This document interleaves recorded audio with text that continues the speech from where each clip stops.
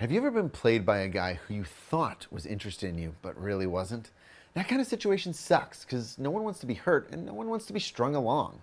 But it's hard to tell the difference between a guy who cares but has a hard time sharing his feelings versus a guy who doesn't actually care and is just using you. Sometimes people are emotionally avoidant and sometimes they're just jerks. What if I told you that there are signs you can look for to tell if your guy is actually interested and worth the investment? To figure out what those signs are, let's visit the fictional life of Jack and Sally. In today's story, let's say Jack is an emotionally avoidant person who struggles with connection. Even if your partner isn't avoidant, stick around because these tools I got for you today will be helpful in all relationships. So, let's get started. Sally and Jack are getting ready for a night in after a long week at work. After a brief discussion, Jack puts in an order for sushi, which is Sally's favorite, and grabs them both a drink. She's on the couch, so he sits down in the armchair near her and they dig into dinner. While they eat, Sally talks about her day and Jack nods and reacts and pitches in here and there with a comment or question, but really Sally is the one doing most of the talking. After about 20 minutes, Sally realizes she's been talking way too much, so she asks Jack about his day. Jack thinks about it, and as he picks up the TV remote and starts scanning for something for them to watch, he says, "It was okay, nothing special." Sally is unimpressed by this answer, as you can imagine, so she asks more questions. "Come on, there's got to be something that's your favorite or least favorite thing you did today." Jack stares at the screen and replies in what Sally believes to be the most unhelpful way that he can. "Don't know. It was just a normal day." He picks up a show and hits play. Now Sally is getting heated. What does a normal day even mean? Why can't he just answer the question? Is having a conversation with her so terrible that he would rather watch TV? So she pushes a little further. "Well, tell me anything then." Jack looks flushed and upset as he hears Sally's tone. He stands up, not making much eye contact, and slowly edges out of the room. "Sorry, I'm gonna go and I'm gonna," and he disappears into the kitchen. Does any of that feel familiar to you? Write in and let me know if you've ever been in a situation like this with someone you were dating or even a friend you've been with. Now, hearing this story, you might think Jack is being super standoffish and avoidant of the conversation.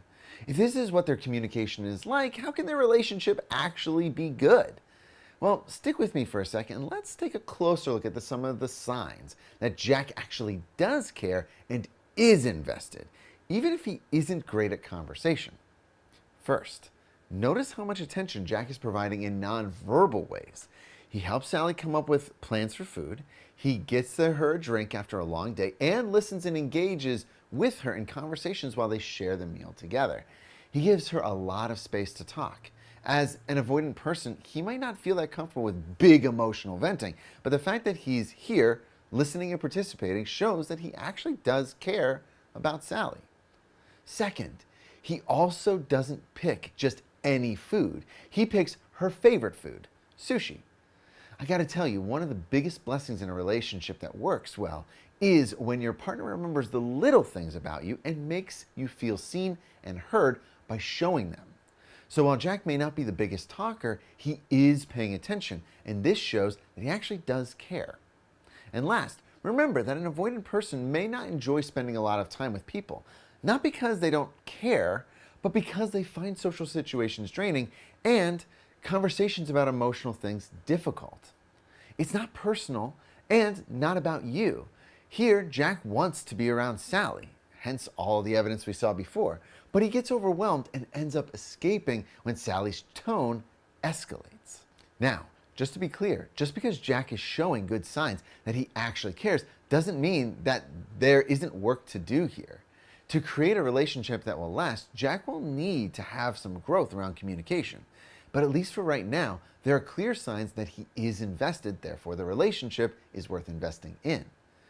Now, for you, it's important to remember that a love-avoidant person struggles with navigating the tumultuous waters of relationships.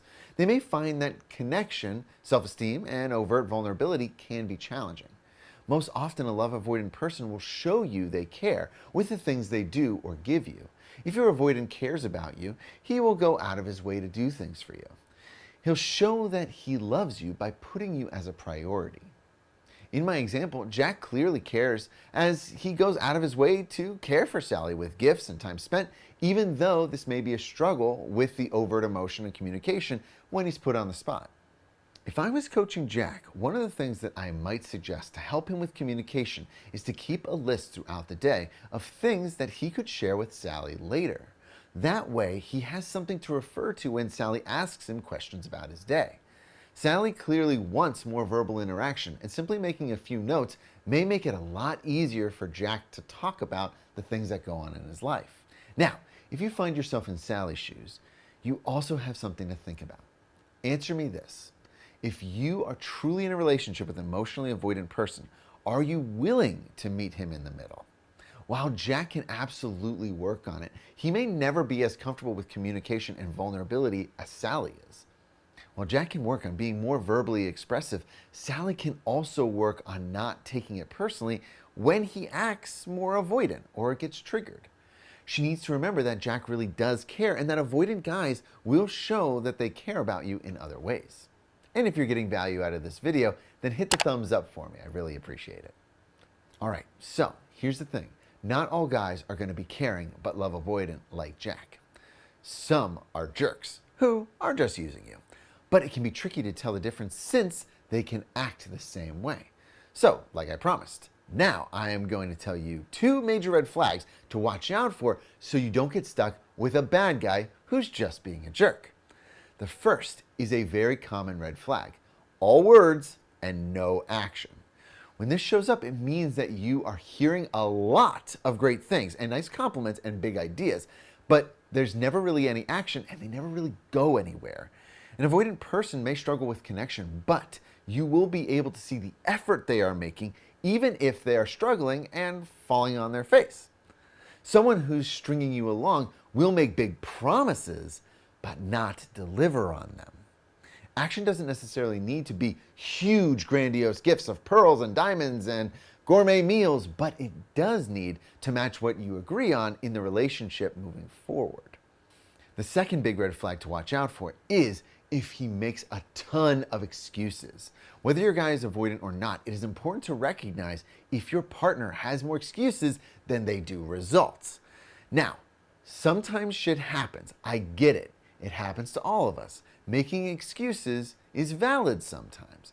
But if you notice that you're always getting excuses from your guy and you're always expecting one thing and getting another, or, let's face it, nothing at all, then take note. They might blame other people or work or even you for why something didn't happen.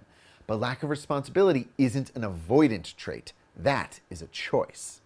For example, if he's always promising you a nice date night or dinner out, but keeps canceling and rescheduling and canceling and making excuses, that's not love avoidant. That's him not putting you as a priority. I make mistakes a lot, but I do my best to apologize, be responsible, look at my actions, and see what I can do differently for next time. Someone who just makes excuses always has a reason why they couldn't get the job done and doesn't learn anything or grow from it. If you're being strung along, then there will never be any growth or change in this behavior. And that's not a great situation for you to be in. You want to look for actions, since that's a good sign that they actually care.